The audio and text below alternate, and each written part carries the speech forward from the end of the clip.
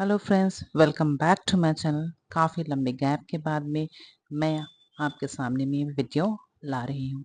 वैसे तो shorts video काफ़ी मेरे चैनल में देखे होंगे, लेकिन लॉन्ग वीडियो किसी कारण में मैं काफ़ी व्यस्त हो गई थी, उसकी वजह से मैं नहीं ये ला पा रही थी। अब लेकिन रेगुलर आपके सामने में इस तरह की वीडियोस मैं लाती रहूँगी। तो जैसे कि हम सभी जानते हैं कि अभी प्री मानसून शुरू हो गई है और किसी किसी जगह में अभी होने वाली है। हमारे यहाँ अच्छी खासी बारिश शुरू हो गई है और इस समय कौन सी प्लांट आपके गार्डन में आप ऐड करेंगे जिससे आपके गार्डन, आपकी बालकनी, आपकी घर कलर से भर जाए। तो इसी तरह के प्लांट लेकर आई हूँ। नाम है कलडियम, जो कि बहुत ही कलरफुल होती है। इसके टेक्सचर बहुत अच्छे होते हैं, बहुत ही खूबसूरत दिखते हैं। बहुत सुंदर कलर्स में आते हैं और बहुत ही कलरफुल प्लांट है। जैसे हम विंटर में अपने बहुत सारे फ्लावर्स के कलर्स लगाते हैं और अपने गार्डन की कलर्स फुल बना देते हैं, लेकिन इस समय भी एक ऐसी प्लांट है जिसे कि आप अपने गार्डन में ऐड कर सकते हैं। अभी आपको ये हर नर्सरी में मिल जाएंगी, जिसे आप लाएं। देखिए इसके टेक्सचर, देखिए बहुत ही खूबसूरत है। इसके पत्ते में इतने सुंदर टेक्सचर टेक्सचर बने हुए रहते हैं कि आपके ये मन मोह लेंगे, इतने खूबसूरत होते हैं। तो चलिए इसी प्लांट के बारे में बात करते हैं कि इसकी देखभाल कैसे करनी है, इसे मिट्टी कैसे चाहिए, इसे किस जगह में रखनी चाहिए और इसकी केयर कैसे करनी चाहिए। तो चलिए वीडियो को स्टार्ट करते हैं। पहले तो ये है कि इस प्लांट को हमें डायरेक्ट सनलाइट पसंद नहीं है, इसे इनडायरेक्ट सनलाइट पसंद है।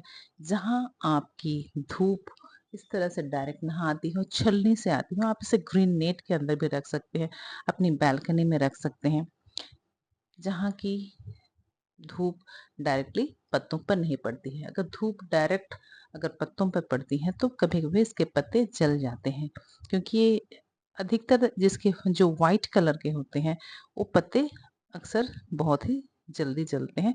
वैसे सभी कैलेडियम के डिफरेंट डिफरेंट शेप्स होते हैं पत्तों के, साथ ही बहुत सी वैरायटी होती है। जैसे कि ये वाली है देसी वैरायटी। ये काफी हार्डी होती है और आसानी से ये मिल जाती है और कम दामों में भी मिलती हैं। तो इस तरह के जो देसी वैरायटी के होते हैं वो सस्ते दामों में मिलते हैं और इजी टू ग्रो होते हैं। इसे ज़्यादा केयर की ज़रूरत नहीं होती। जैसे ये सारे हैं, ये थाई वैरायटी की होते हैं, थोड़े से डेलिकेट होते हैं। इसे ज़्यादा केयर की ज़रूरत होती है, तो भी उतनी केयर की ज़रूरत नहीं होती। इस इनके भी पत्तों के शेप डिफरेंट डिफरेंट होते हैं। जैसे कुछ इस आकार के हो गए और कुछ गोल होते हैं इस तरह से। तो थाई वैरायटी के जो प्लांट होते हैं उनका दाम 250 से स्टार्ट करके 1500 रुपये तक होती है। डिपेंड करता है उनके साइज और कलर के ऊपर में, तो किस तरह और जगह के ऊपर में।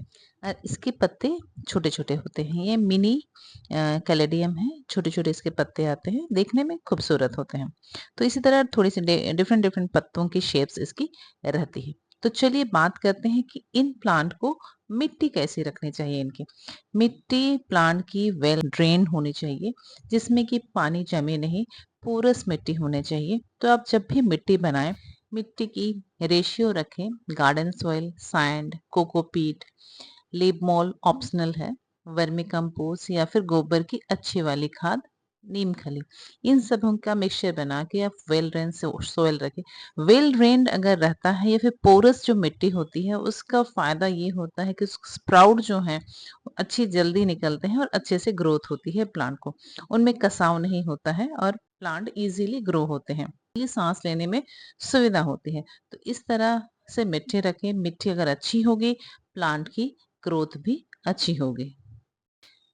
फिर हो गई गमलों की साइज की बात कि आप इसे किस तरह के, किस साइज के गमलों में आप इसे जगह दे सकते हैं। मेरे पास प्लास्टिक और मिट्टी दोनों के गमलों में ही मैंने इसे लगाया है। तो आप इसे 5 से 8 इंच के गमले में लगा सकते हैं। जैसे जैसे प्लांट बड़ी होती है उसी हिसाब से आप इसे गमले में, बड़े गमले में शिफ्ट कर सकते हैं।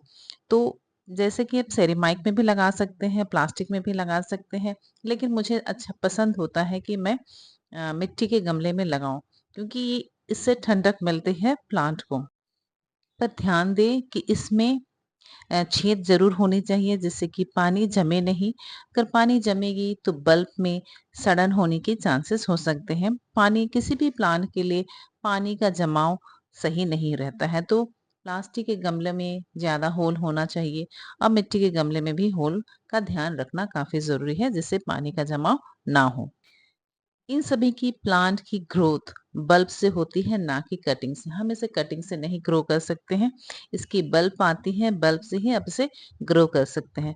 वे विंटर विंटर सीजन में डोरमेंसी में चले जाते हैं। इसे ग्रोथ की पीरियड मार्च से लेके अक्टूबर नवंबर तक रहती है। विंटर के सीजन में ये डोरमेंसी पीरियड में चले जाते हैं।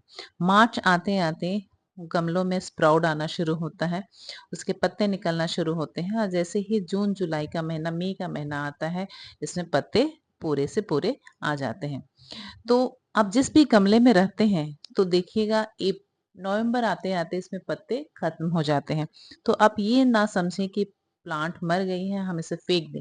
अगर उसी गमले में रहने देंगे तो एक फायदा क्या होता है कि उसका जो बल्ब है वो मल्टीपल हो जाता है, और नेक्स्ट सीजन में जब इस लगाएंगे तो ज्यादा करके इसके प्लांट निकलेंगे। तो आप करिए कि आप इसे उसी गमले में रहने दें, जिससे कि नेक्स्ट सीजन में भर भर के पत्ते उसमें निकले और मल्टीपल प्लांट बन जाए। तो अगर कभी-कभी होता है ना कि हम सोचते हैं कि इसमें ये पत्ते मर गए हैं, प्लांट मर गए हैं, पत्ते नहीं हैं, तो हम फेंक देते हैं और उसमें उसके जो बल्ब हैं सूख जाते हैं, तो नेक्स्ट ग्रोथ लेने में टाइम लगती है। तो अगर उसी गमले में रहते हैं तो वो आते-आते मार्च अप्रैल आते-आते इज़िली अपने आप ही उसमें पत्ते आना शुरू हो जाते हैं। प्लांट्स में प्रॉब्लम्स की बात करें तो आज तक मैंने इसमें उस तरह से खास प्रॉब्लम देखी नहीं है कि इसमें इंसेक्ट का अटैक हो। हाँ, बस इसे डायरेक्ट सनलाइट अगर पड़ती है तो इसके पत्ते जल जाते हैं। अदरवाइज इसमें कुछ इस तरह से प्रॉब्लम होती नहीं है। आप अगर सही जगह में, सही लोकेशन में इसे आप रखें तो ये आपको बहुत ही कलरफुल लीव्स आपको देंगे और आपके गार्डन को कलर से भर देंगे। तो कैसी लगी ये वीडियो? अगर अच्छी लगी तो लाइक, शेयर, कमेंट्स जरूर करिएगा, और जिन्होंने आज तक मेरे चैनल को सब्सक्राइब नहीं किया है, प्लीज सब्सक्राइब करिएगा। मैं इसी तरह से आपके सामने में प्लांट संबंधी वीडियो लाती रहूंगी, नए नए खूबसूरत प्लांट आपके साथ में शेयर करती रहूंगी। आपके लाइक, शेयर, सब्सक्राइब से हमारी मोटिवेशन मिलती है। Thank you for watching. Tata, bye bye. Next time फिर मिलते हैं इसी तरह समर प्लांट के साथ में। हैप्पी गार्डनिंग, खुश रहिए और बहुत सारी प्लांट अपने गार्डन में लगाते रहिए।